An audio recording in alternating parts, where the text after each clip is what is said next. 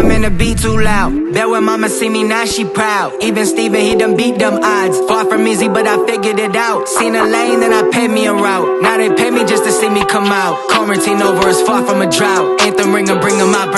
Hello everybody and welcome back to Hustle Pay the podcast, episode 60. Thank you for everybody that has tuned in, who has shared and subscribed. Make sure you do the same.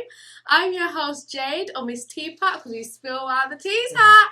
And I'm joined with another milestone episode actually, because you was with me for 50, right, and now you're with me for 60. The man of the hour.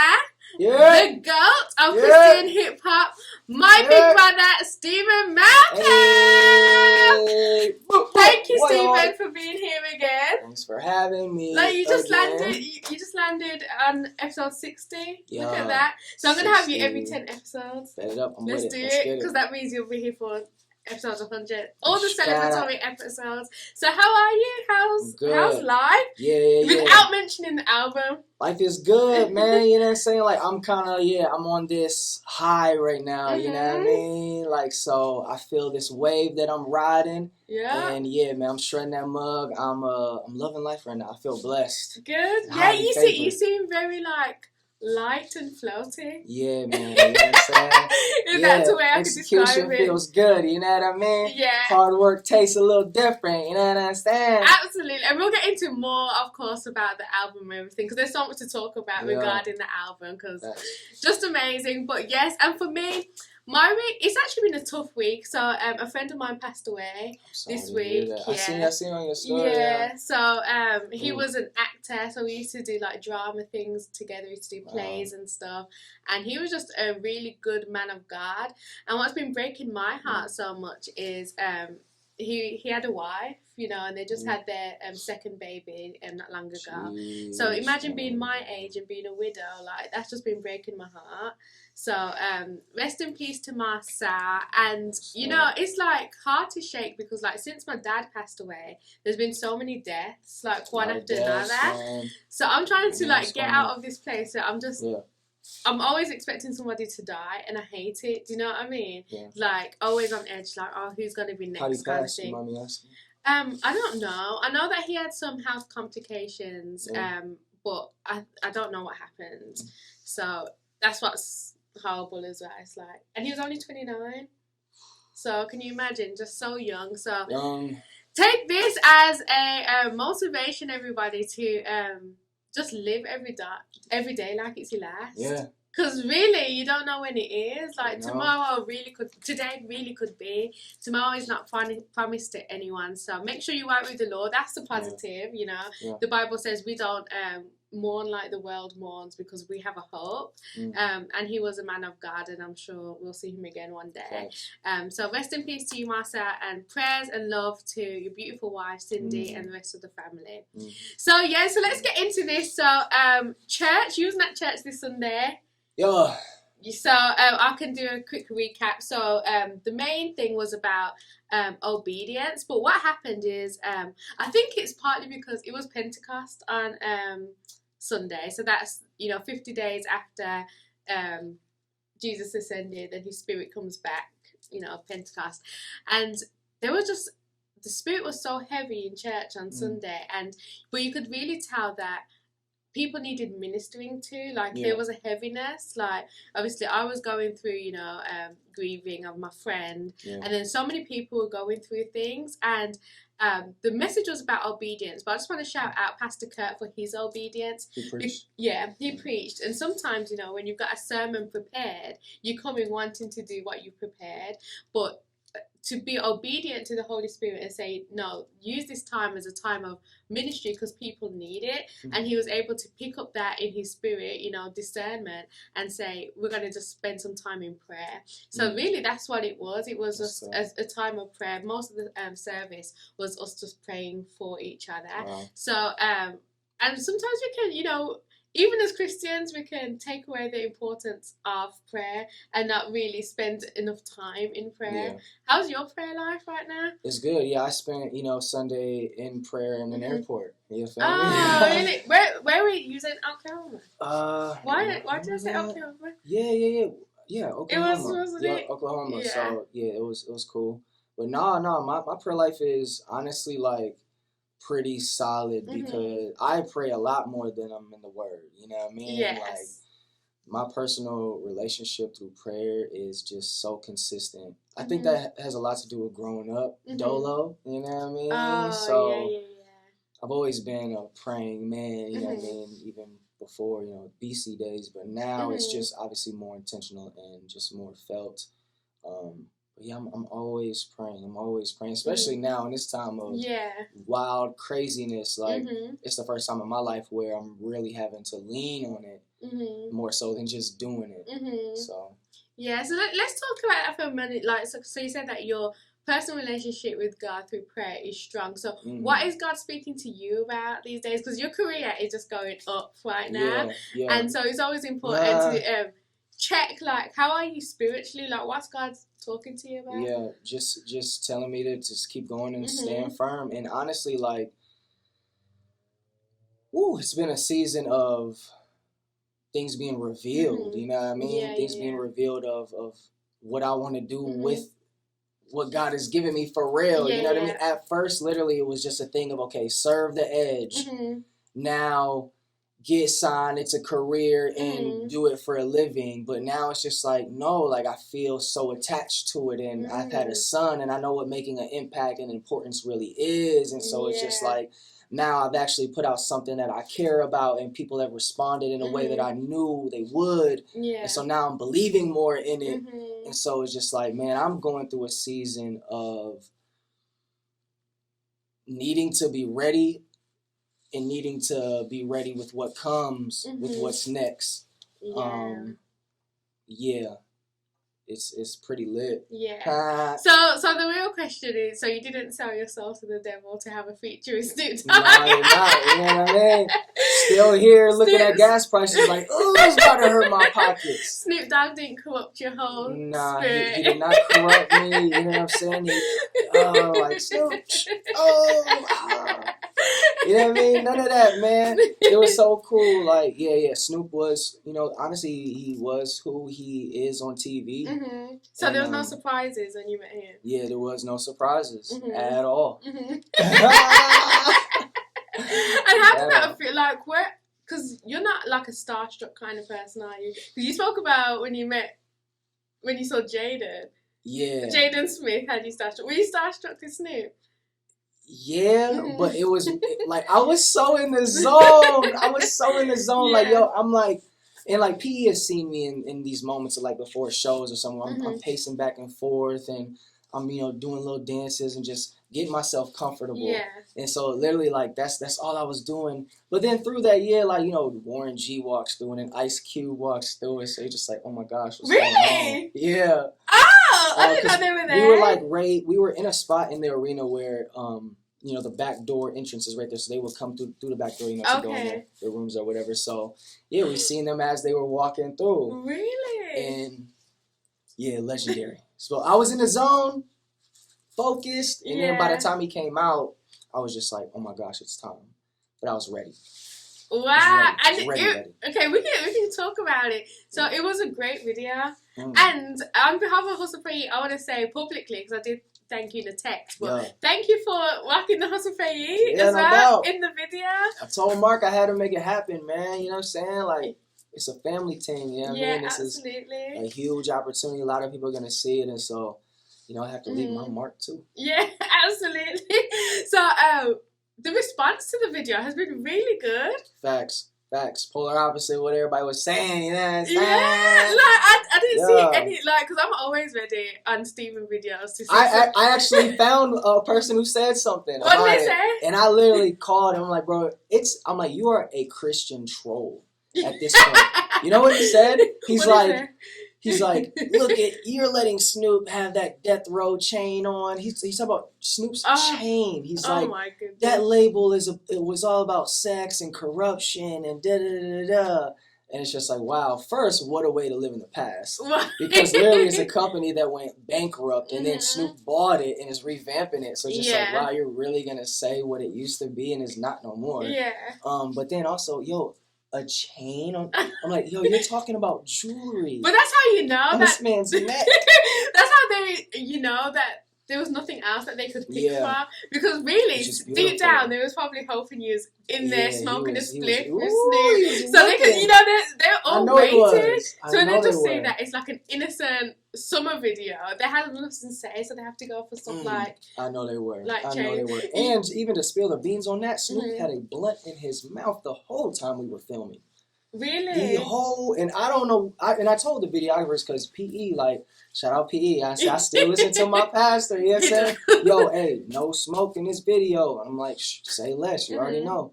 And I didn't even tell the video people, but I told them my mission and vision with why I have my family in there, what I'm trying to do. I get the video back, I don't see it in his hand, in his mouth, no smoke, nothing. How did they do that? I have no clue. I didn't ask, and I don't. It's their magic. You know what I'm saying? Magician don't reveal tricks. But yo, the whole time he was smoking through the whole. You know what I'm saying? Wow, that's amazing. Yeah. And you know, every time I see like anything negative, like before when you announced that you was doing a collab with Snoop Dogg, that's when the negativity came. Yeah. And it reminded me of, you know, when Snoop Dogg was doing a gospel album. Yeah. And then he done that interview, he was like, "What have you done for God lately?" Yeah. It reminded me of that. And you know what? I've been thinking about it lately, and honestly, just to have some discernment on the other side, there was confusion in the Bible. Like, there was a reason why, you know, that scripture of what is Jesus doing sitting with those people, because they had that question. Yeah. They questioned that.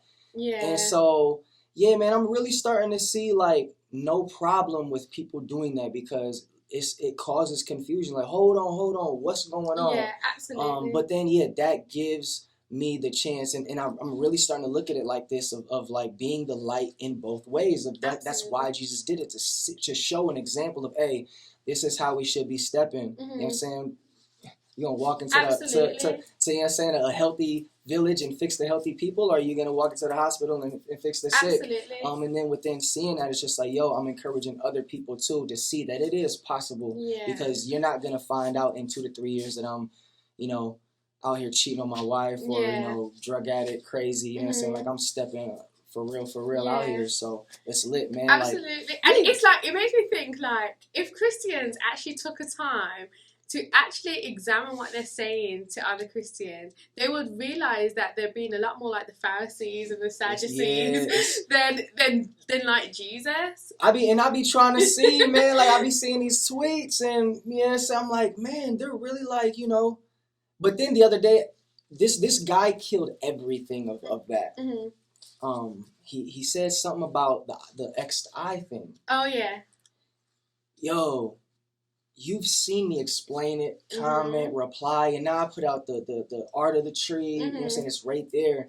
And I've realized, like, yo, these people, they're not digging. They're looking at it, and then just they're stopping there. Homie didn't even listen to the song or hear the album. Yeah. But it was something about, why you collab with Snoop? It's just like, bro, okay, this is a month ago problem. You clearly didn't check out the album. So, yeah, I'm done. It's just like you realize, oh, they're just seeing Christ sitting with sinners. They're not actually examining what's going on and seeing the process of what's going on. So, yeah, it's lit. It's lit out here. But you are like the one Christian that I see that you're in a lane by yourself, and we spoke about this the other day about you being like the frontline soldier, hence the band-aid on your album cover. That's what you explained to me. But how has it been, because coming up you've had to get all of these negative comments of people watching what you're doing. How did you get to the point where it is able to just roll off your back? Is it because you're seeing that what you're doing is working and you're still living on mission? No, I seen how inauthentic a lot of people in the space are, just to maintain the fan base. If I could just really be 1,000. I am who I am. I didn't grow up a Christian, so a lot of things that I watched and inspired by, like, I love Menace to Society, the movie. I was about to watch it the other night. Like, I remember me and my cousin watching it. It was crazy. And just the stuff I'm into. Sorry, you know what I'm saying? Some people don't like it, the music I listen to, whatever, but it's just, I really grew up in the hip-hop culture, surrounded by fatherless men, surrounded by drug-addicting family members and just brokenness. So it's just like, and then called out of that, you know what I mean? So Mm-hmm. it's just like, yeah, man, I know the mission that is at hand, Mm-hmm. and bruh, not a lot of people can do it. Yeah, So absolutely. And so let's talk about the album then. Let's get into it because what is the one thing that you wanted to communicate with this album? just me. Mm-hmm. Yeah, me. I feel like album 1 was a learning process. Album 2 was growth, and then album 3, Wedea. Yeah, feel me? So it's they're just on like, the yo, gully side. we're here. Like, I found my why. Tree is just like, it's something that came together so organically, Mm-hmm. and it's just my baby. You know what I mean? Mm-hmm. And yeah, it's a beautiful thing. It's beautiful. So It's how beautiful. does I love that it. feel? Like you calling it your baby, and you know, there's one thing like probably like the first times I stayed over my house, he was probably like, "Oh, my baby's gone," kind of thing. Like Yeah. he's not in my hands anymore. Mhm. So once you've put out Tree into the world, what was that feeling, and how does it compare to how you feel right now? Ooh, it was great. It was great, and like I still feel that same feeling, man. Mhm. And it was different than any other project, any other Mhm. single. Usually, I would be having anxiety. You know what I Mhm. mean? I'd be but like this one was pure excitement. Is it because you were so sure that it was a great Yeah. album? That's the thing. Like I am a visionary, Mhm. man, and I feel like I come from a place where like I know what sounds good, what Mhm. looks good. You know what I mean? And so with this one, I just knew it's a project that just sounds good. It's a good like rap project, Mhm. and so I just knew. Mhm. I know, and yeah, people are loving it. And then like people are loving it as a body of work. Yeah. Like people are like, this is an amazing album. No skips. Oh, People got definitely no skips. different favorites. Like they're always giving me like 4 favorites. So it's just like, Okay. that's good when you give multiple favorites. And you know what I'm saying? Usually people just name off one. Yeah, absolutely. And you know what? I will say this with all honesty. I preferred your album to Kendrick Lamar's. Man, listen, I Okay. prefer my album compared to a lot of people's right now, man. And I don't, that's biased obviously, but Mhm. Kendrick's is great. Concept wise, it's out of this world. It's like him, because he's older than me, so yeah, it's like the older version of me. Mhm. You know what I mean? But yeah, man, there's another artist too, man. I won't name his name, but we actually got the same, you know what I'm saying, little sample in our joint, man. And I was watching him, and he's in that world, you know what I'm saying, like with the big dogs, and we both peaked at number 9 on iTunes. Who was it? So I'll tell you on the side, you know what I'm saying? I can't tell on the cameras because, you know, I was able Really? to work with him. Honestly, he's super dope. But he's in that world, and he's a new artist, and so Was it Jack Harlow? Oh no, Oh, no, okay. no. But yeah, you probably never heard of him. Okay. He's super new. Okay. But he's in that world, man, and he's on the come up because of who's co-signing him. Okay. You know what I mean? But whoo, I'm just like, yeah, I gotta get in my bag. Well, I'm in my bag, but I gotta, you know, get in my duffel bag. Yeah. so you had a top 10 album Yeah. for the debut of it. Yeah. So how did that Yeah. feel? Because you was expecting it though, wasn't you? Well, no, because okay. of what happened. So to debut on iTunes number 9, yeah, ecstatic because my bigger platform is Spotify. Yeah. And so I already knew off the jump my Spotify numbers were gonna be M's. But then I just forgot, Spotify, Apple, they're not the same thing. Yeah. So I just, you know what I'm saying, release day, I'm like, Apple, whatever, you know what I'm saying, I still gotta grow the platform, it is what it is. But then it came out, and was number 9. That's crazy. When it's just like, okay, whoa, okay, and even now, if you go on iTunes store, new music, my album's there.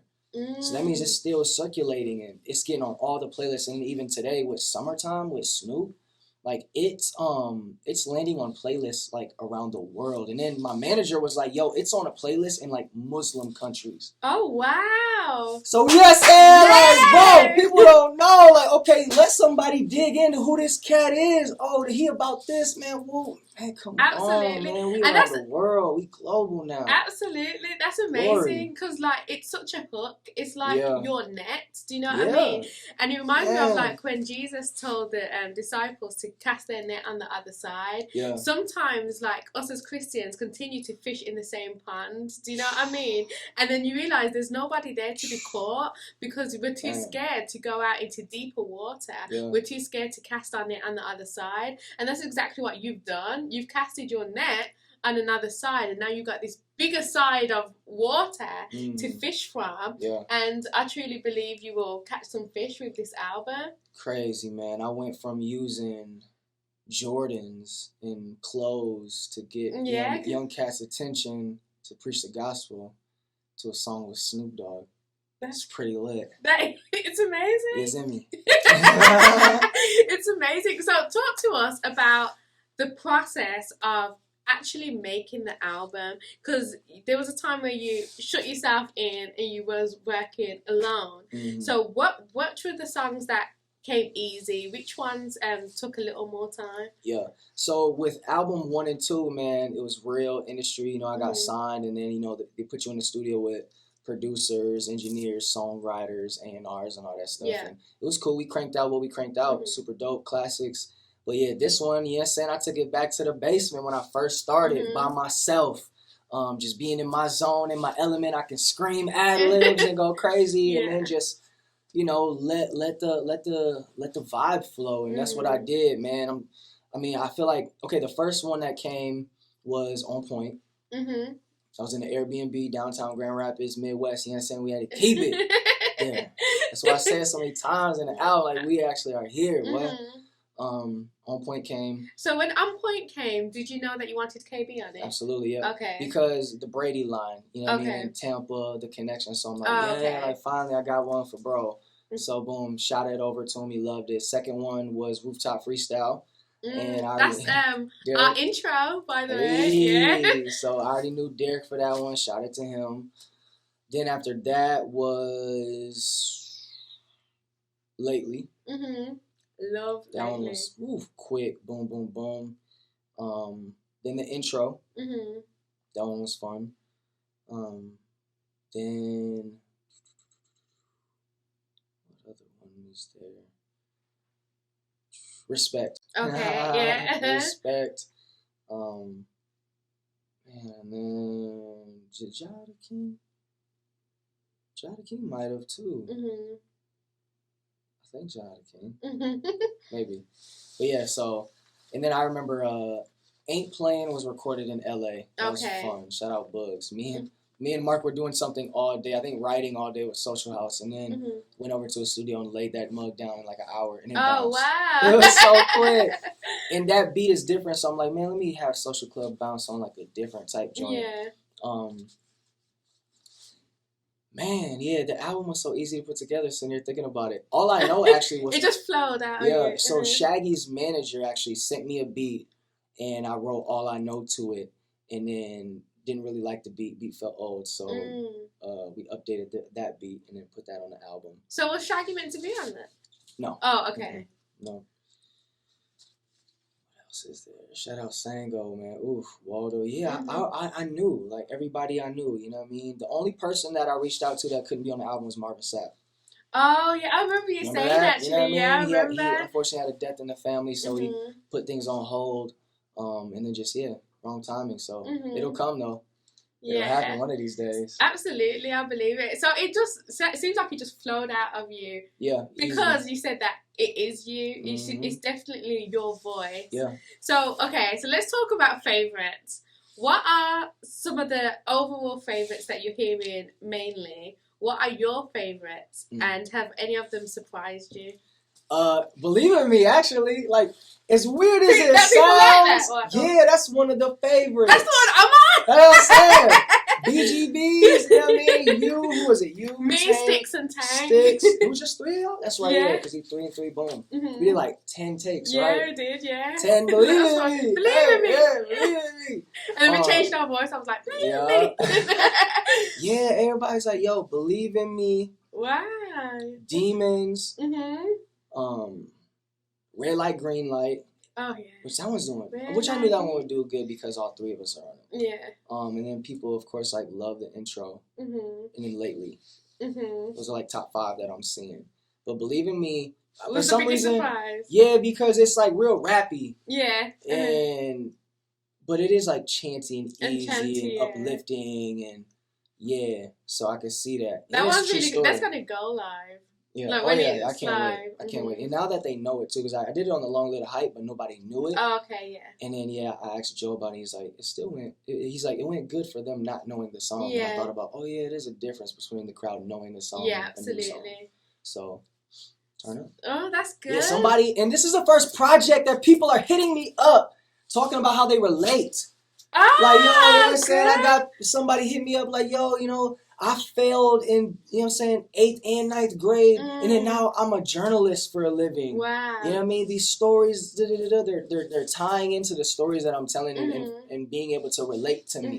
You know what I mean? And that it's just so beautiful, man. That's one of the things I really wanted to start doing is people hearing it and relating to it. Yeah, and I think that's what's so unique about you, and especially this album, is that you're saying so much, but every song can just be vibed to. Yeah. Do you know what I mean? Yeah. Like, even if you're not listening to all the words, it's good music. Yeah. Like, it's really, really good music. And you can fit on any playlist. Thank you. So that's really good. Bad. My personal favorites. Yeah.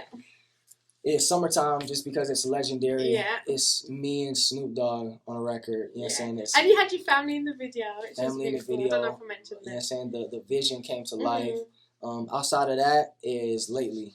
Like that mug, it literally like I'm sitting there and it just, every line just came, boom, boom. No writing, no real thinking. It's just what flows out right now is what flows out. And I think I was sitting there because there were moments too in the Airbnb, you know what I'm saying? I'll have the beat playing and just walk around, do some things, and then, you know, just let something catchy come to your head and just start repeating it.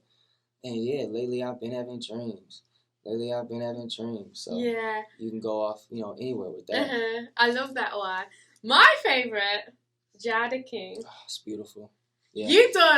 You done reggae justice with that. Me not hear that boy, because I know Jaja Ade King. Yeah. Ooh, I got that sample Cardic. So it's the same producer of Devil's a Liar.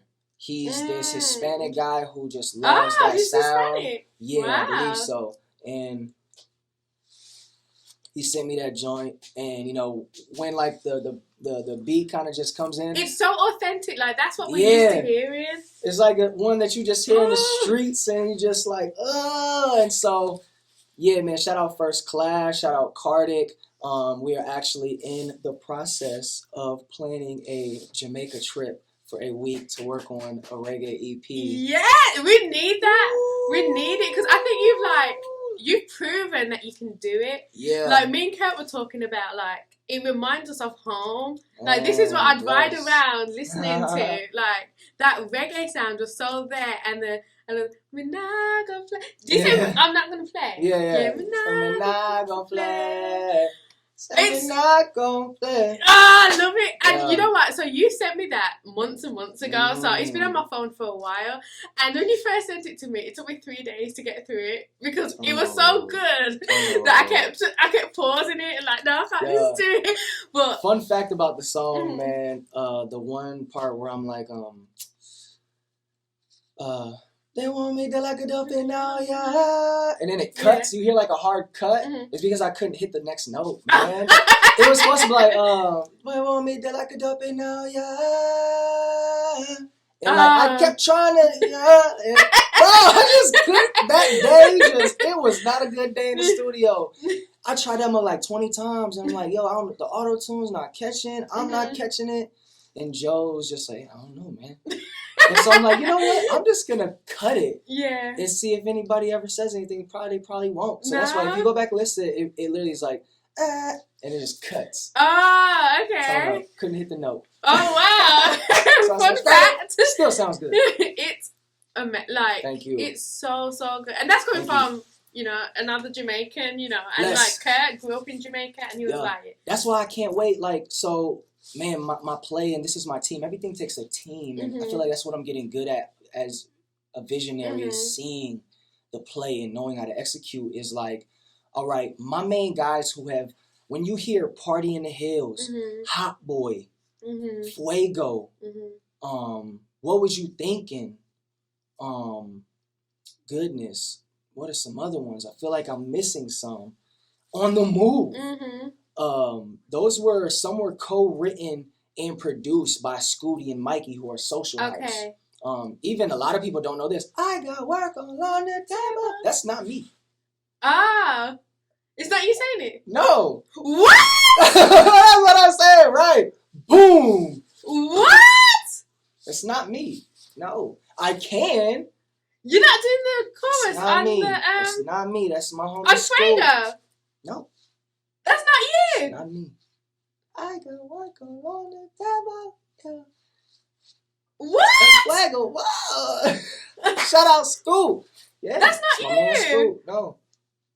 Co-writer extraordinaire, producer, writer for Ariana Grande, DJ Khaled, J-Lo. He's crazy talented, and I got the hook one day. He just sent that to me. It didn't have, the only thing it was missing was the Spanish guitar we added. He had that hook. We changed words though, obviously. He has some cussing and crazy words in it, so throw them out, throw the Malcolm in there, and I threw verses on it and threw some do. So 1 minute, it's not you that wrote it, or it's not that you that said it? Yeah, no, it's not me. That's not my vocals on the. I don't know. It's not me. It sounds like it could be though. I know that's why we feel so perfect. That's like saying like co-writes. Have you ever said that anywhere before? Yeah, but yeah, I have. Maybe not on an interview though. Okay. But yeah, with people, yeah. Wow. It just blows their mind, yeah. That is mind blowing. Yeah. So talking about things that like we didn't realize about the albums and the songs, you sampled Will Smith's "Summertime" in the Summertime song. Well, I thought we did. I really did. Are you sure? It was the beginning. It was the beginning thing that don't play. But then we took that out. So. So it's not on there. No, not on the original. Well, not on the one we put out. But okay. Okay. Because I was so confused. I was like, I did not hear that at all. Yeah, I thought we did, but it's in like the first draft. So I'm like, okay. That makes sense. Okay, I thought I was going crazy. Yeah. So, talk to us more about the album and how it's doing. What are your numbers looking like? How is it doing? Yeah. M's. It's doing M's. It's getting on playlists, but honestly, like the numbers, like I'm not getting too tied up into. Like I had my graphics guy send me a graphic last night. On Spotify, we're like 7.5 million on the album. Wow. Summertime's almost at 1 million plays. Red Light, Green Light is going crazy. On Apple, it's still going crazy. So like it's doing the best. Yeah. And the way we did the single game first and then got the Snoop thing in there, like the Spotify numbers they're doing millions, but like I just don't want to get tied into that because like I just know that it takes more than those numbers to reflect what I want to see. Absolutely. You know what I mean? Like they ask any artist, what's your goal? What's my goal? Like I want to tour the country and sell out shows. Yeah. So that I can, do what I love and whatever you want to call it. But personal goal is I want to see people out, you know what I mean? And supporting it. So it's just like, to me, seeing a project that people are actually like consuming, talking about, and then having a reaction to is the bigger win. Like I don't even want to post that 7.5 million. I'm not. I had homie do it for nothing because like I went to post it and I'm just like, it feels like it means nothing. And I feel like that's good. Yeah. I feel like it's good that it means nothing. Yeah, because especially like when you are on mission, your goal is set on something other than numbers. Do you know what I mean? Like when Jesus was going around discipling, he wasn't, you're concerned about the numbers because the more numbers means the bigger impact you're having. Yeah. But really what hits home more, I suppose, for you is when people hit you up saying, I related to this. Yes. This has helped me in this situation and so on. And then in return, you get those numbers because that's what people share. Yeah. You know what I'm saying? They share what hits home. So yeah, man, it's going. It's going. Is. And have you seen any comments or heard from anybody that's a first time listener, like they haven't heard your other albums or they're new to you from this album? Have you seen that yet? That's a good question. Nah, I think it's more so been wow. You know, we had no idea. Yeah, I'm saying? I ain't do that. You're done though. But you know what? I think that your previous albums were a really good setup for this one. Yeah. I always think about that. I always think about the fact that I haven't put out my Thriller yet. You know what I'm saying? Like, yeah, putting this out was the first time I felt like there's a standard now. So that's what good. do you mean? Dig into that a little more. What do you mean by that? Like, man, I've realized I have a like high standard with stuff. I remember getting stuff back, you know, videos back, these high budget $20,000 things or graphics from so and so, and just like, man, this ain't it. This ain't it. Even with Andale, I'm like, this wasn't the vision. Okay. This ain't it. Andale, the video was disappointing because man. the week before we was in the studio and you told me the vision for it. Yeah, you see how it's like, yeah, it was a lot of compromises. Yeah. And so that's what I'm saying, like, execute vision. And man, the first time I felt that was with Summertime.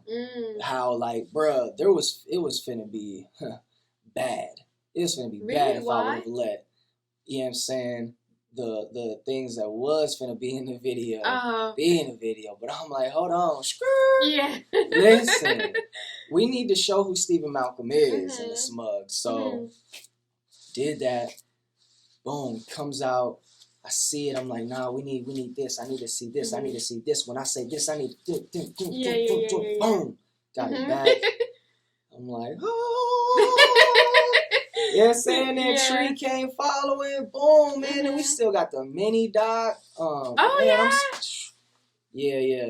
So it's beautiful. Now I feel like there's a standard now.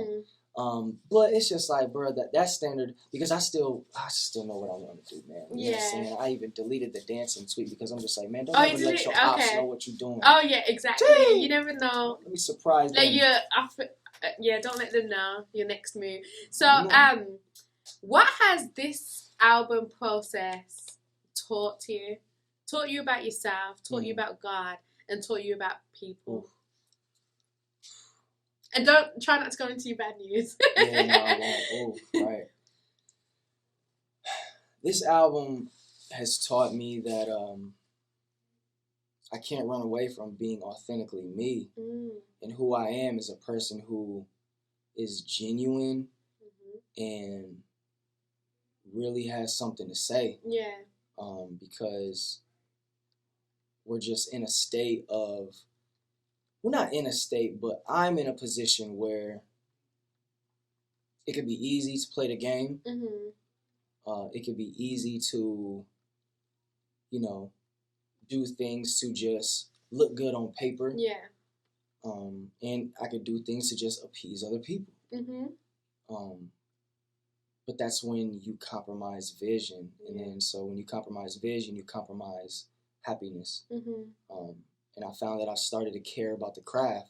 At first, it was just mission. It was just lead worship, serve people. Then this is how you minister the gospel through your rap music. But now it's like, no, this is my baby here. This is not only how I put bread on my table, but this is an art form that I can impact the world and leave a legacy for millions of young men who grew up fatherless. Yeah. You feel me? So this album has taught me, hey, man, be comfortable with being that authentic person. And just knowing myself. I feel like this was the moment in the Matrix, in the first movie, where, you know what I'm saying, Neo is in the train station, he almost runs and stops. You know what I'm saying, and just turns around, and Morpheus is like, yo, he's beginning to believe. And, you know what I'm saying, I've realized the position that I'm in is a position of freedom.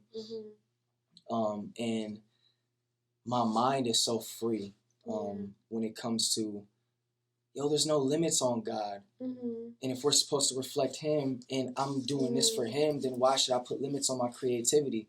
And then I'm so surrounded by solid accountability that, bro, I get text messages from my pastor to tell me, hey, bro, don't put this in there. Hey, make sure you step like this, woo, woo, woo. Yeah.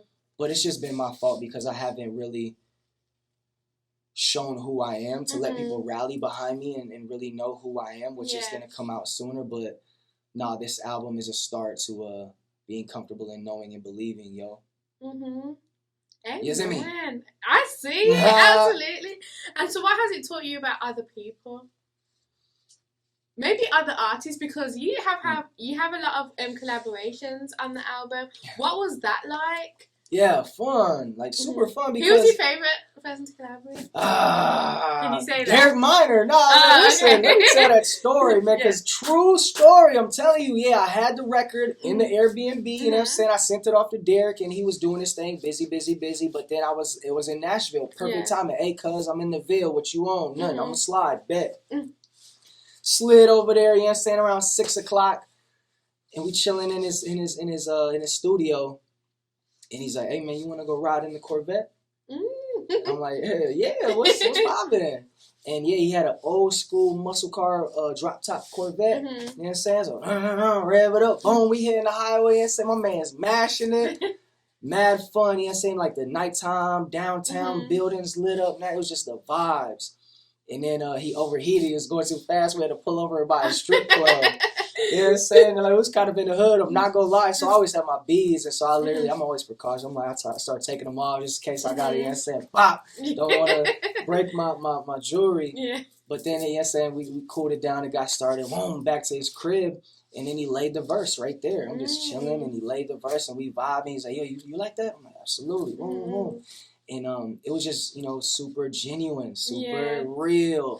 And that's what I'm saying. Like, even Jada King, I made, you know what I'm saying, real all of my music, real all of my lifestyle. And it's just, I had to come to a place where having to accept, as weird as it sounds, I just love real interactions and real, real music. And real relationships. Real relationships. So all of the people that you did put on the album, like Bar, Snoop Dogg, I suppose, are these people that you have existing relationships with? Yep. And was that your reason for choosing them? Yeah, because I knew who was like, really my friend, solid, and just wouldn't, be all industry with stuff. Sometimes, you reach out to some artists and, they're like, oh, no primary, no this, no that. Just like, no, these are all cats who I can text. You know what I mean? And so, outside of Snoop, of course. But even that, like, 24 hours, man, he sent his vocals back. It's crazy. That's crazy. Work hard. Yeah. Absolutely.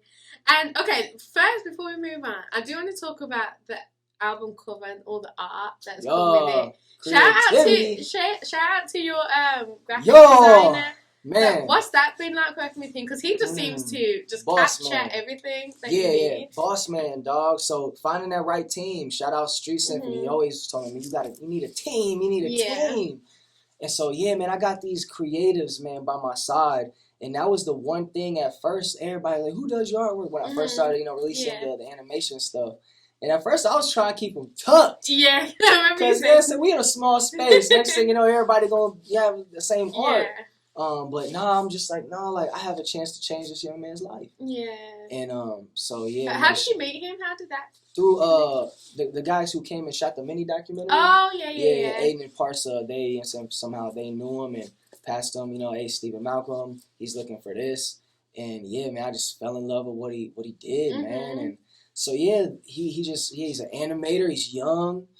And man, he just gets it. Yeah, he gets it. He really gets it. And like, you've done individual ones for all of the featured artists. That was amazing as well. That was a very clever move. And shout out to all the artists, that posted it. You know what I'm saying? Posted it on the reel. And gave me the real love. Give me the real love by posting it on the reel. You know what I'm saying? The story is just foreplay. I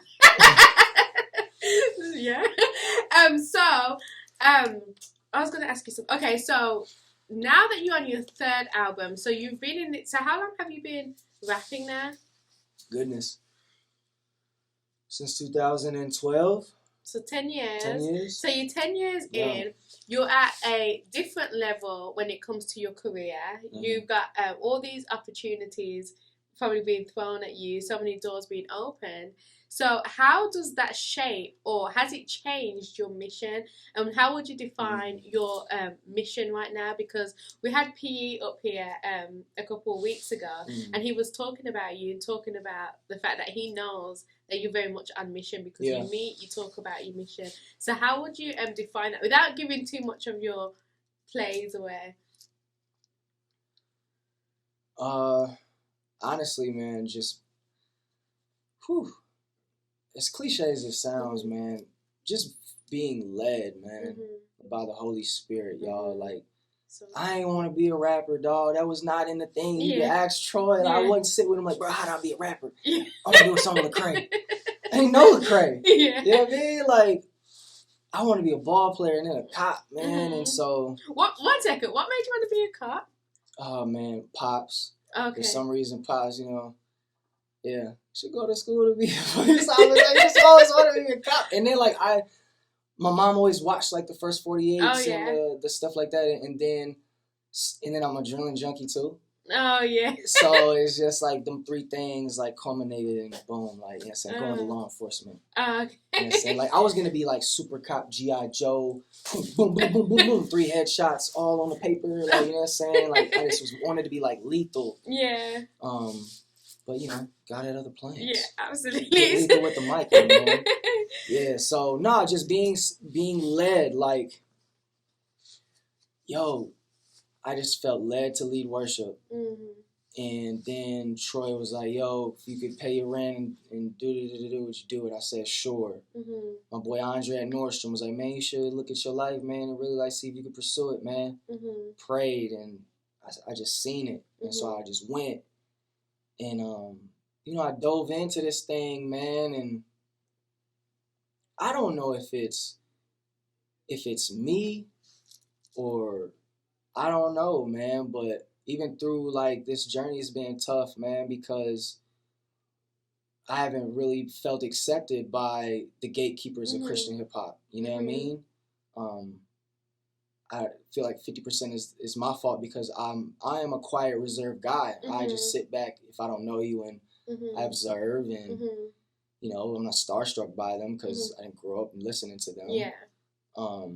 So, you know, I came in this and, you know, I'm looking for discipleship. And I don't know if that sounds weird. I don't know if that's just not culture, but it's culture here at the edge. And so, bruh, like, I'm, you know, bigging up my name in Christian hip-hop. People are knowing me. Fans are knowing me. But, you know, I'm not feeling the love from my peers, you know what I mean? Or, like, the gatekeepers, and not feeling like, oh, nobody's looking at me like, oh, who this young bull, he about to do something crazy. Let me bring him over here and holler at him, get to know him, take him out, disciple him, mentor, whatever. And so, you know, I just keep my head down and keep moving. And then, you know, there's this world over here that is predominantly white and don't understand who I am. You know what I mean? And I'm not that type to try to cater to something that is just a misunderstanding. You know what I'm saying? Just misunderstood, and I'm rapping and people are just staring, looking at me, not knowing what to do. Yeah. I want people to connect and relate. And so, you know, next thing I know, I'm sitting in a room with Shaggy, and he's just super cool and telling me how talented I am, and, you know what I'm saying, wanting to pour drinks for me, you know what I mean? And then I'm, you know what I'm saying, meet Rehab, and he's super cool and loves my song and wants to remix it, and it just goes crazy. He responds to me when I hit him up. Shaggy calls me back, you know what I'm saying? Wow. Missed my call, and then linking up with Keita. You know what I'm saying? And just kicking it with him in LA, like, just cool vibes, man, and feeling accepted and still being able to be a light. And then linking up with Snoop and him telling me, yo, this is a great song, bro. You talented, bro. Great music makes moments like this. And it's just like I'm navigating, and I end up, you know what I'm saying, people, you know what I'm saying, coming to my face and be like, man, you about to be that artist, bro, that can go in that world, bro, and then still be in this world. And it's just like, that's not what I had planned, bro. Like, I remember email or sending Mark a text like, yo, I want to be signed to Reach, bro. I'm going to be in 116 one day. You know what I mean? But, you know what I'm saying, that's not the plan. But I really feel now it's just like, wow, I think God is really leading me to to really be a light, something that I just really didn't see coming, and instill something that people really won't understand, but they'll get it when it goes. But now, like, I feel comfortable where I'm at, and now it's a thing of just understanding. All right, man. If nobody's gonna do what I expected, then I'm gonna be on that type of energy now. Yeah. You know what I mean? Now that I've really broke through a certain barrier in my life, having a son and wanting to be more vocal and be straightforward, and not just observe people. You know what I mean? Yeah. So it's just like, all right, if that's not in the culture, then I guess I'll just start embedding that in the culture. Yeah. You know what I mean? You can't name a young cat in Christian hip hop that hasn't sat down with me and had a dope conversation and knows who I am and knows, oh, Steven's that dude who just keeps it real. He's just a real dude. Yeah. So yeah, man, I just found that there's just a lack of that in the culture, that has really like had me scratching my head like, all right, maybe I'm called to something else. But then I find myself in a room with Snoop Dogg shooting a video, and I'm very content with being called in that room. Absolutely. You did! I love that. I love that, you know, because it's so true what you say. Like, you get all of this, you know, people's comments about you being in that world with, like, the mainstream stars and stuff like that. But it's like, you don't see what's behind the scenes when this Christian scene is not very open arms to you, and the other side is, you know what I mean? It's like, what do they expect you to do with that? It's weird. It's weird, but I guess, you know, I didn't make the song Watch for no reason. I just feel like a lot of people are just watching it, and they're just gonna go like this. It's a bird, it's a plane. No. So keep watching. Okay. You see me? Well, congratulations again on the album. It's an amazing body of work. Thank you. From start to finish. No skips, for real. Man. None. No skips. It's so seamless. You can just listen to that. And the thing is, like, there's no skips, but then you want to listen to it again. Oh, so it's like all on repeat. I Bless. repeat Lately and Jada King a few times and the Late Play. Like, amazing, amazing album. So, what's next, Steven? Yeah, Jamaica. Oh, we forgot. Yeah, it's about that. I went off the deep end on Scoop, man, and in Fuego. But yeah, so I'm gonna go to Jamaica for a week, maybe even longer, because I'm like, man, I need to hook up with like these food channels. You know what I'm saying? Jamaica Food Boss, Ross Kitchen. You know what I'm saying? Yes. Cooking Vibe. You know what I'm saying? Like, I gotta link up with these cats. But yeah, you know, it's in me. Like, I still to this day can see and remember in my head, like, Pops putting me in the back and then him popping in Bob Marley cassette tapes. You know what I'm saying? Like, and he'd be putting it on the jukebox, you know what I'm saying, at the bars growing up. Yes, my parents took me to bars growing up. I'm telling you, I grew up different. And so it's just always been there. You know, I grew up, you know, loving the culture, visiting from time to time when parents would go there.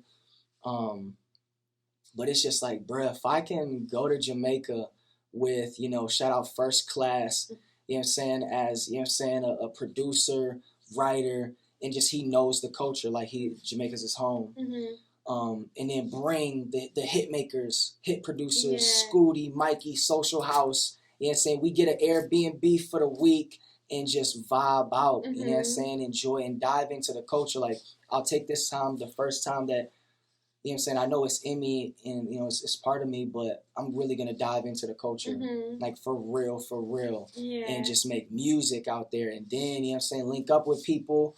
Homeboy, yeah. I don't even want to give anything too much away. But the link ups will be crazy. Do you have a dream Jamaican collab? Yeah. You don't want to say.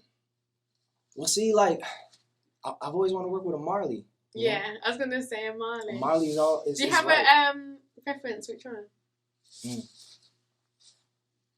Skip. Oh, really? I think Ziggy. Ziggy will be dope. No, is it Ziggy?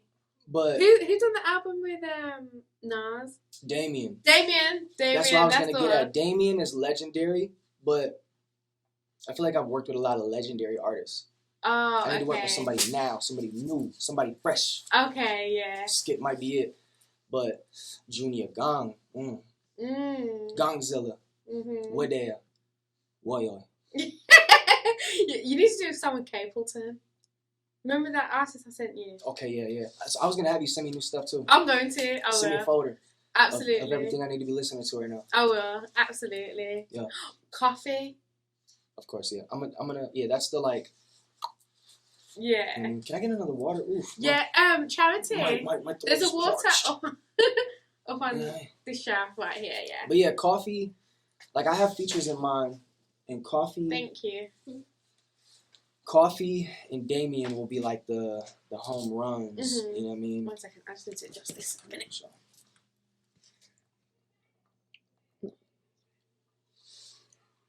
Okay. Yeah. But Oh, no. yeah, Coffee and Damien will be the home runs. But we'll see. You know, you never know. That's exciting. So that's what's next. That's what we can expect. That's what's next, for real. I'm waiting on the word. I'm excited. I hope so. How soon? So I'm trying to make it happen the 20th through the 26th of this month. Oh, nice. Yep, go knock it toads. Yeah, go knock it out. That's exciting because if Jada King is anything to go by, we know that you'll make a beautiful collection of reggae music. And I want to like touch every type of, you know, sound that's in reggae. Man, look at I'm always trying to do that stuff. But yeah, like, you know what I'm saying? Have like something that's more, you know. Lovers Rock, dancehall. Yeah. Bashment. Yes, you know reggae, what I mean? Raga. Yes. That's even different. And then that just have one international smash. Like that's the real thing. Because yeah, I'm a Christian artist. Christian radio is cool, but it's just not for me. Yeah. Like I can say that now. Like, you know, be upfront. It's just not for Steven Malcolm. And so I'm thinking like radio is big in somebody's career. My manager is always trying, you know, we need radio for touring and this is like, and so it clicked in my mind. Bing. I love singing, like, you know, reggae music, and I can actually do it. Yeah. In reggae music. Yeah, your voice is great for reggae. Yeah, singing. Yeah, and I'm comfortable too. Yeah. And so it's just like, international hits. Like, I just think of people like Sean Paul. You know what I mean? Like, just international hits. So just like, all right, let me focus. If I'm going to focus on radio and big things, let me hop up in my Jamaican bag, you know what I mean? And make something that, and who don't love to vibe to reggae, man? It's a vibe, front to back. Absolutely. That's exciting. So, okay, let's talk about the tweet that you put and deleted. Yo. Billy, been doing that a lot lately. Really? Absolutely. Why? I think a lot of artists go through a period, where they just delete a lot of tweets, man. You know what I mean? But it's smart though. It's just that shows, you know, some type of restraint. You know what I mean? But we'll get there. Stuff that I like is controversial, or yeah, a lot of times, I like to call stuff out. I'm that type of dude, like. Well, at least I'm starting to be like real vocal on calling stuff out. And yeah, but you know, this time I was more so like, I'm like, nah, I was thinking in my whole like gangster mind. Like, I think it was that's terrible. I'm quoting Whitey Bulger. I don't even know. Yeah, Whitey Bulger, man. Some people may know who he is. He was just like, you know, if I was to do something to letting you know would be the last thing I would do. And I thought about that after tweeting that, so I'm like, yeah, you know what I'm saying? Let me. Yeah. But you did mention about dancing, and it's something that you already incorporate into your shows. So are you talking more like videos? I thought she was about to get up and start dancing. Talking like. Absolutely not. Sorry. No, you good. The balance is annoying me. Yeah. Yeah, no, shows and videos. Okay. Shows and videos, man. I'm re-cooking everything. I'm going back to the drawing board with everything, man. After this album, after this show that I'm about to do, like in like July, actually, I gotta remind homie, man. I gotta revamp everything. Shout out to like, you know, P and George Moss. Like, we used to carry this whole philosophy of like, you know, quick sound check. 5-minute sound check. We out. Yeah. You know what I'm saying?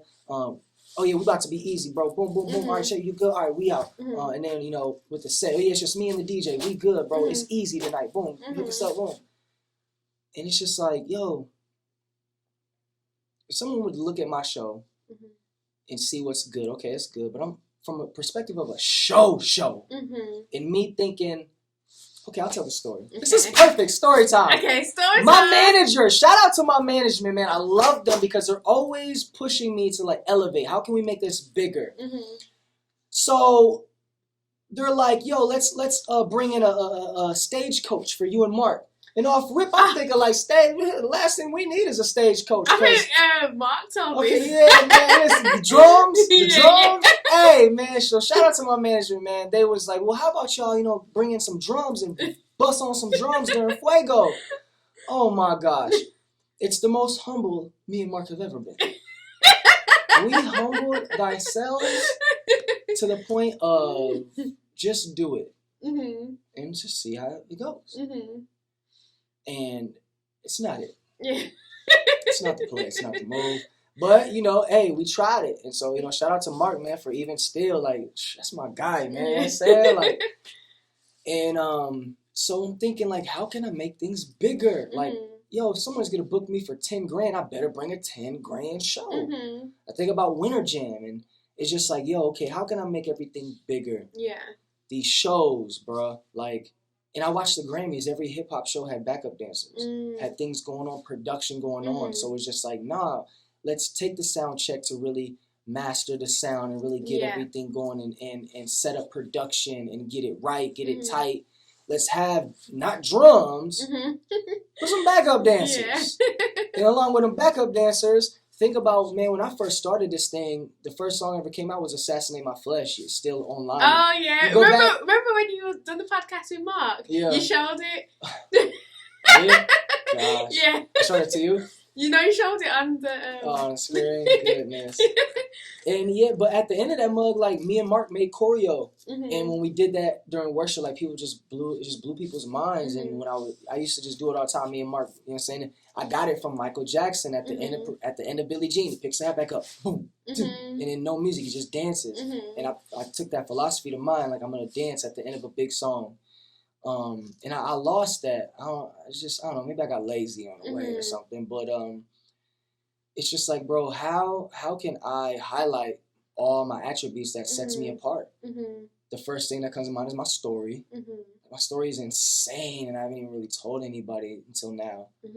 And then, skills of a rapper, of how diverse I am, how eclectic the sounds can be. Like, I can make a worship project and then go to Jamaica and make a Jamaica EP, work with Even Louder with Natalie Grant, and then do a song with Snoop Dogg. Yeah, you know what I mean? Absolutely.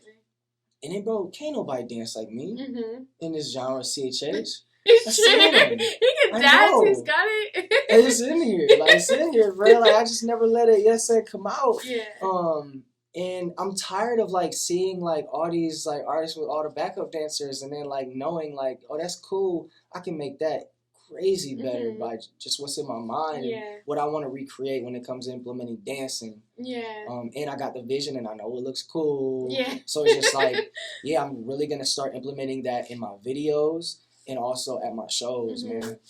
And that's amazing, like, because it really talks to how you have not become complacent, because already it's said a lot of times that you and Mark have the best show in the genre already. Yeah. So even though you get all of those comments about you guys having the best stage show, still you want to make it better. Yeah. So can you talk about that, about not becoming complacent? What has kept you on your toes? Because really at the moment it seems like the only competition you have is yourself. Yeah. Well, going on the Long Live the Hype tour, you know what I'm saying? Spending racks of money and then losing racks of money. Yeah. You know what I'm saying? I'm an open guy, man. I keep it real, man. Not a lot of people showed up. But that was my first time where I wanted to invest in myself and jump off the ledge and see what happens. Yeah. And that's what happened. And so it's just like, I got to build a fan base. I have to make something that people see and it's like, yo, Jade gotta see this. Yo, P gotta see this. Yo, Marcus gotta see this. Somebody, my friends gotta see this. This dude. So it's like, bro, if he come to my city, I gotta see that show. But as you see bro, I know he gonna bring that to the city, bro. Like, it's gonna be fire. So I know I got it in me, and so that's what I gotta do, man. I gotta bring people. The first thing what I wanted to do is I brought people Jesus. Like, that's my message. That's my foundation. My pillars are strong. I was telling somebody the other day, it's crazy that you look at me and a decade in, I still got the same team around me. Same wife, same DJ, same pastor, same church, same everything. But just elevate everything, like take everything to the next level, man. Yeah. And that's so, like, that talks to a tree as well. That's what's so beautiful about it, is because a tree grows while staying rooted as well at the same time, and that's really what you embody. So you embody that of a tree. It's like you growing, but you're staying rooted and growing deeper at the same time that you're growing up, and then you're spreading as well. So I think it all makes sense. That was a beautiful title for the album. So so what else can we expect? So we've got the documentary coming. Is there a date for that? No, we had to push it back because the creatives, you know what I'm saying, they graduated college. Shout out to my creatives on graduation. You know what I'm saying? They goats. So, you know what I'm saying, I know they had to party it up a little bit, you know what I'm saying, celebrate the fruits of their labor. So, you know, things are still rolling out. So, yeah, we got the mini documentary coming. When does your movie come out? Oh. I think it's like November, like, you know what I'm saying? I'm like a trainer, a small part in a little Christian indie film that comes out in November. Man, I might be doing a contest here soon. And, you know what I'm saying, winner, we talked about this more, it'd actually be pretty cool. We're going to fly the winner, you know what I'm saying, to like the studio in Nashville to record like the remix of the song. Really? So we're going to get to like challenges and contests and stuff like that coming up. Shout out Keita. He might be doing another dance video. Nice. So I might be linking up with him. I always be trying to go to them, man. And like, I want to like link up with all like these dancers on Instagram now, man. And like, so it'd just be crazy. So just pushing the album and then, you know, pushing the content. I'm a little nervous about the mini doc, man. Like, what? Just people knowing, like, now, you know what I'm saying? Like, knowing who you are, knowing the stories and. What makes you nervous about that, considering like you put it in your music? Well, do you think like in the music it's there, but it's still like concealed at the same time? Yeah, the mini doc is going a little deeper, man. Talking about, you know, family trauma stuff. So, yeah, man, it's a little nerve-wracking. Like my mom, she's not even in it because she was too nervous to be in it. Really? Yeah, you know. Still might try to like set her up, like we should bring her in here and like film and send it to the guys, but I know she tried to give me all the excuses, but there's a lot of trauma in my family, man. Yeah. And how like making it? How has it been like having to communicate with them like what you're doing? How was it received when you told them like we're doing a documentary? It's going to be in depth. Yeah. What was the response from your close ones? Yeah, we're cool with it. Okay. Yeah, I'm not sure. Ooh, maybe they know how. Yeah, they're cool. My family's real chill. You know, there's one thing I'm still worried about. You know, with my mom, she you know, went through physical abuse, and you know my grandma's still here. You know what I mean? Like her mom, and still, you know, on Facebook and stuff. And she's a good woman now. Like my grandma, she's a good woman. But it's a thing of they haven't healed, like they haven't come together and been real with each other about what happened, why it happened, and real healing has not happened. So I already know, like, you know, there might be like, you know, some you know what I'm saying, like, why you have to, you know, but it's just like, man, it's the truth, man, you know. So it comes with the territory. It's what happened to a lot of artists. Yeah.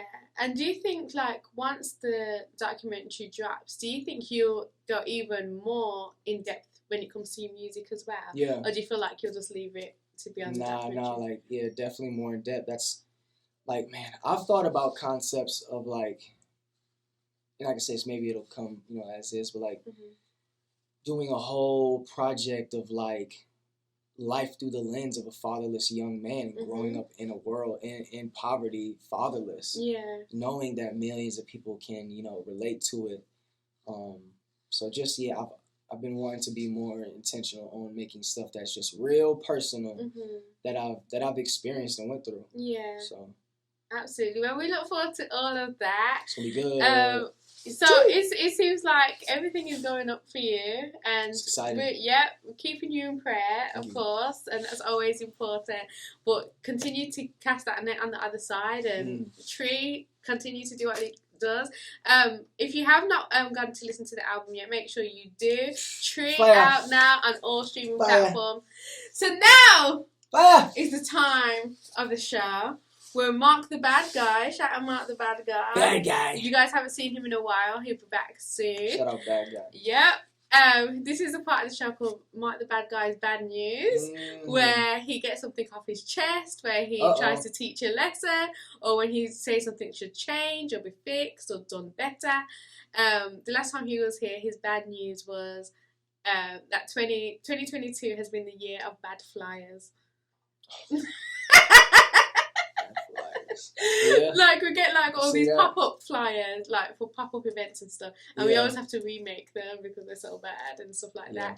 That's facts. So Steven Malcolm, what do you have to get off your chest?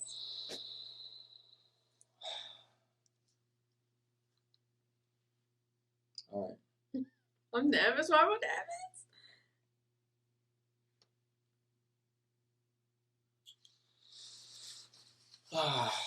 Just thinking like how I should introduce it. Okay.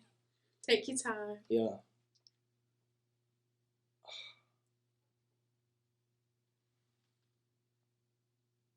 Now, I don't know if Homeboy had anything to do with it, but these gas prices were not as high when Trump was in the office. I'm just saying. Mans was in the office. I don't know what Trump was doing. I don't know what type of, if it was business, because he is a business extraordinaire.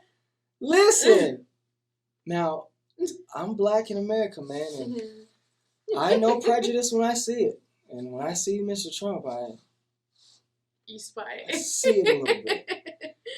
But bro, these gas prices, I'm putting money in my car in the tank every single day just to get home at the end of the day, and it's back on E. Oh, seriously? And I'm talking about it's expensive. $5. Now you're from London. No. I don't know if... I'm not from London. Well, that's what... England. Yeah. No. That's just the city. I'm from Birmingham, Ladywood, B16, stand up. England. You know what I'm saying? Get the city right. Yo, pretty sure gas prices when you was back home, you know what I'm saying, you came over here. Yeah, man, like, I remember when Trump was in office, you know what I'm saying? Like, there was a lot of negativity about his personality, you know what I'm saying? Like, he's ignorant, you know what I mean? But, you know what I mean? Gas was straight. Dog. Now, Biden is Biden the new jack in the town, bro. Listen, $5.19. It was the first time I looked at the gas price. Usually, bro, I autopilot, I just fill it back up. You know what I'm saying? I look up $5.19. That's crazy. Because unacceptable. I gotta get it off my chest, man. And I don't know if we need Trump back in the office to lower these gas prices. I don't want it to happen, but listen, these gas prices need to go down. Biden asked Trump what he was doing. Right, and ask him. I think Tony was telling me, like, during COVID, there was times where it was like $1. Like, it was as low as like $1 or $1.99 and stuff like that.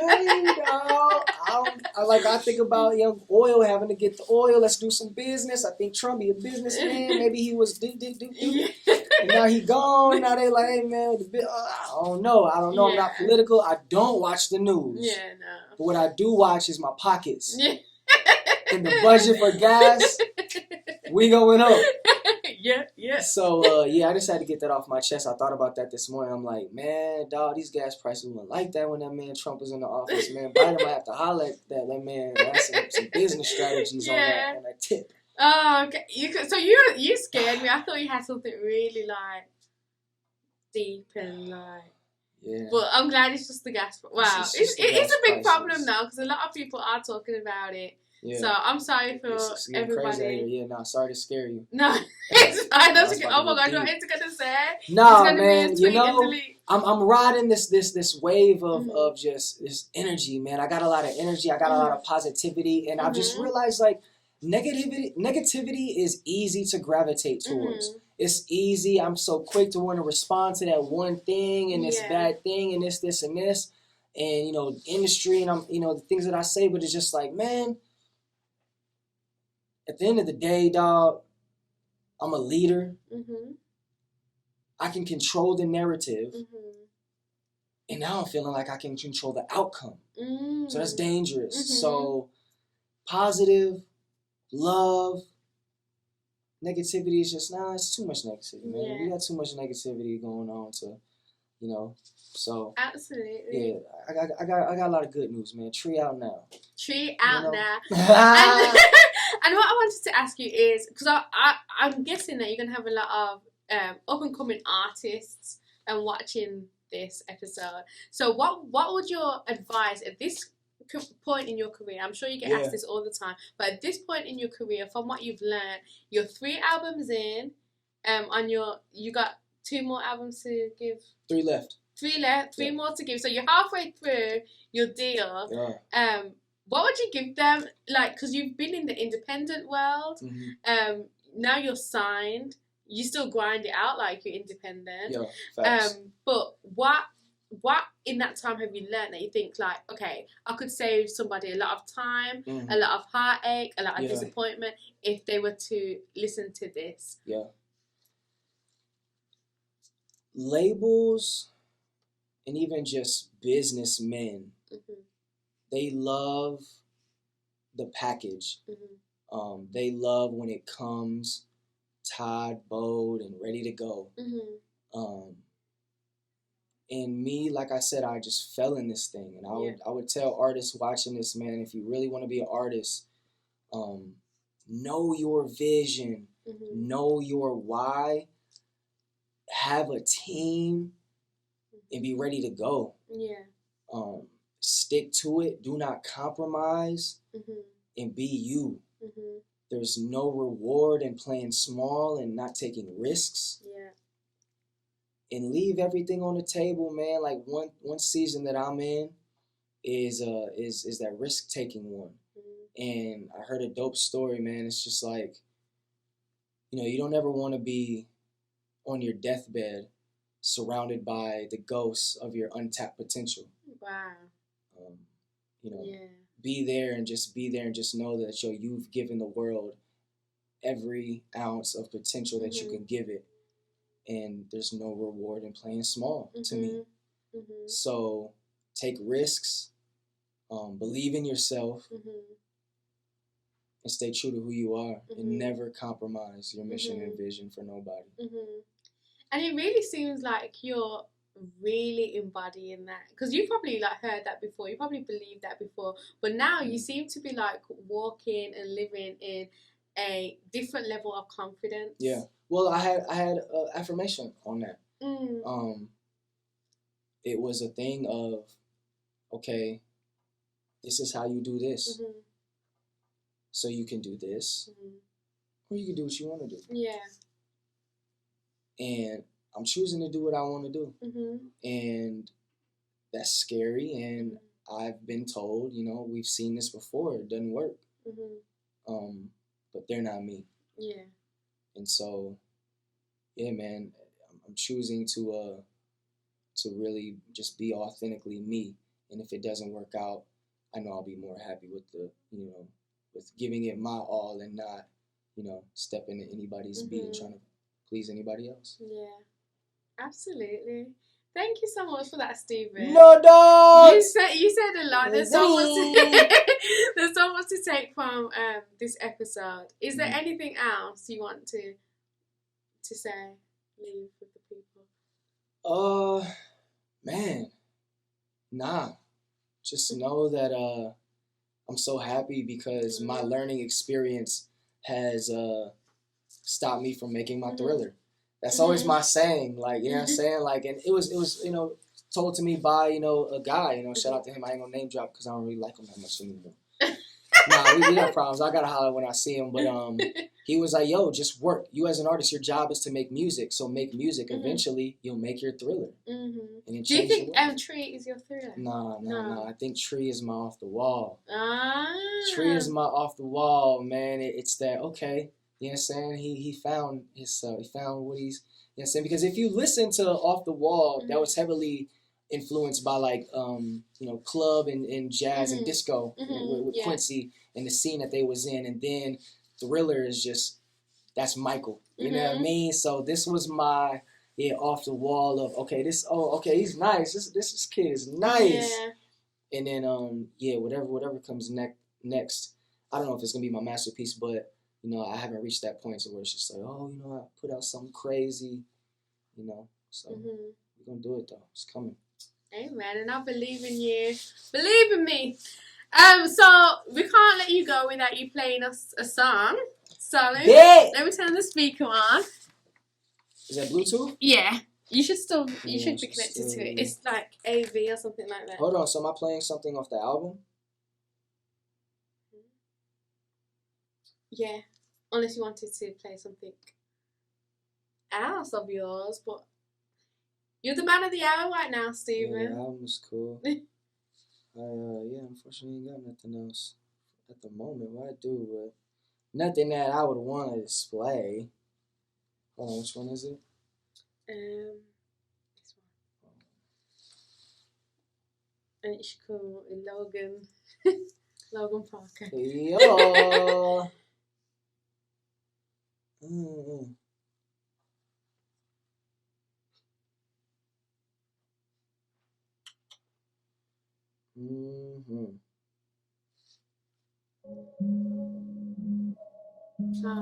So okay, pause it.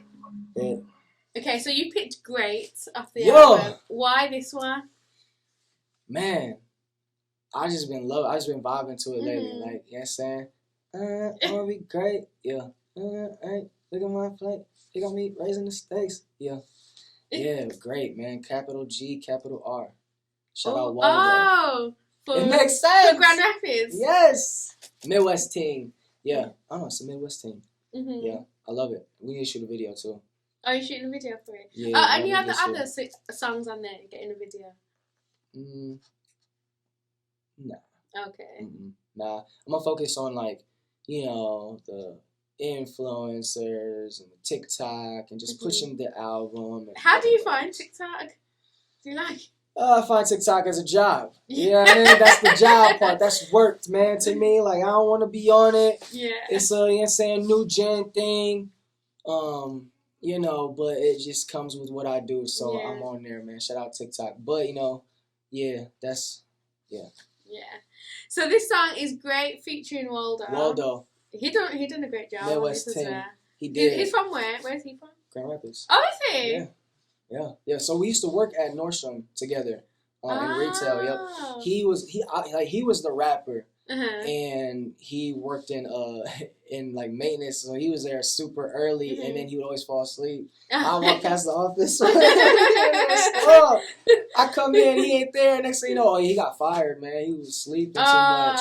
But then he took off rapping. Like, he got signed to Selection, and it started like touring overseas, and like I was one of his biggest fans. He put out a classic project called Inside Outside. If you ever get a chance, check it out. Viewers, check it out, Inside Outside. Because he used to tour overseas a lot. So some viewers overseas might know him. And I know they're familiar with Selection and Sango and all that stuff. But I'm like a fan of his. So I know lyrics of his, you know what I mean? So to have him on the project, that was intentional. Yeah. Him and Sango was super intentional. Sango's from here too, right? Yeah. And Sango done Respect. Yeah. Is that the only one he done? an album. Yeah. That's a really good one. Okay, let's play it then, Steven. Yeah, Midwest Ting. What you got planned for today? Other than this? Turn it up. Can you turn it up? Yeah. I cannot. Yeah. It's so smooth.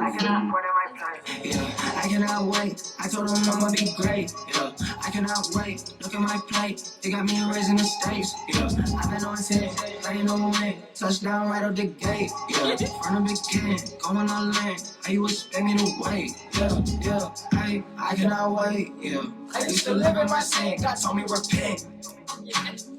Pick up your man, go be a legend. I look at the people from the bigger picture. This is more than music, make the kingdom richer. I've been flipping tables at the temple, hoping any one of y'all run up. Like I cannot wait. Been on my game, never late. Jesus, he gave me the keys, and I told him I'll give everything that it takes. Yeah, give him the hope to escape. Yeah, get me on the beat and I skate. Yeah, you cannot ride on my wave. Yeah, you see the look on my face, like I cannot wait. Yeah, I cannot wait. Wanna know what? I told him I'ma be great. Yeah, I cannot wait. Look at my plate. They got me raising the stakes. Yeah, I've been on 10, ain't no win. Touchdown right up the gate. Yeah, from the beginning, going on land. How you expect me to wait? Yeah. How you expect me to wait? How you expect me to act like tomorrow was promised today? 24 hours, I ain't got no time to waste like the first 48. God got me, but bring one just in case. Me and Malcolm, we like one and the same. Carving the lane for the city while making a name for ourselves. We all made in this image. I look just like the creator, a 2K my player. We up the score, it's a layup. Body armor on me, multiple flavors. Body armor on me like the Tomb Raider. International, perform multiple places. I'm going through stages, can't waste a second. It was second nature. I was record breaking on this record player. Knew that I was greater. I can't wait till later. Moving wrong if you ain't prayed up. Turn a minor to a major. Finer, China to a cater. Look at my plate, it got me raising the stakes, and that's got my weight up. But I cannot wait up. That's cause I'm destined for greatness, and I'm on my way up. Yeah, I cannot wait. I told them I'ma be great. Yeah, I cannot wait. Look at my plate. They got me raising the stakes. Yeah, I've been on 10, ain't no win. Touchdown right up the gate. Yeah, from the beginning, going on land. They was spending. I love how great song. Through the whole album, like you can just like absolutely. That's what I was saying. Like all of it, like you can either listen for like intently because it's very lyrically heavy as well, but at the same time you can just vibe and back to it. Is that your favorite feature on this? Like your favorite verse on a different rapper? Nah, man, it's just outrageously have to go to Snoop Dogg because he is Snoop. Okay. Yeah. Let's you gotta exclude the GOAT, like the real life GOAT. Lyrically, what? It's hard. It's hard, man. It's hard because, man, Cannon, like the stuff he says in his verse is so dope. Big foot full of stone, foot on that gas. It ain't no more wrong. Get up. Oh, man. But then, like, Derek Snap, too. But then I love Waldo's verse, too. I would have, honestly, I'd have to say Cannon, man. Yeah, Cannon, man. I don't know, just his verse gives me, like, energy. Like, if I'm in the gym, like, and I hear his verse, it just pipes me up. Yeah. You know what I mean? It gives me energy. So, yeah. What's your favorite verse of yours? Oh, Rooftop Freestyle. Oh, yeah. Yeah, man. That was a punch in, too. I was like, yeah, this one-on-one. You know what I'm saying? Yeah. Rooftop Freestyle. Well, thank you so much again, Steven. Make sure you go and listen. Oh, we didn't even invite people to church. Man, yes. Listen, man. Hey, man. Dog. So, The Edge, man. Urban Church. Grand Rapids, Michigan, man. Listen, if y'all are ever in town, y'all need to check this place out, man. It changed my life drastically. You know what I'm saying? You see what I'm doing. I wouldn't be doing it if I didn't even, counter this place. Yeah. So, yeah, man, you know what I'm saying? Come on, true. You know what I mean? Multicultural, multi-generational church. You know what I mean? Not a lot of people know about it, but they will. Nice. Absolutely. 735 Itzema Court, Southwest 49503. We'll see you here on Sundays at 12 noon. Steven, thank you. It's always a pleasure having you here. Episode 60, another one in the bag, and we'll see you again in 10 episodes, if not before. if not before. You never know. Go and check out Tree, guys. Bye!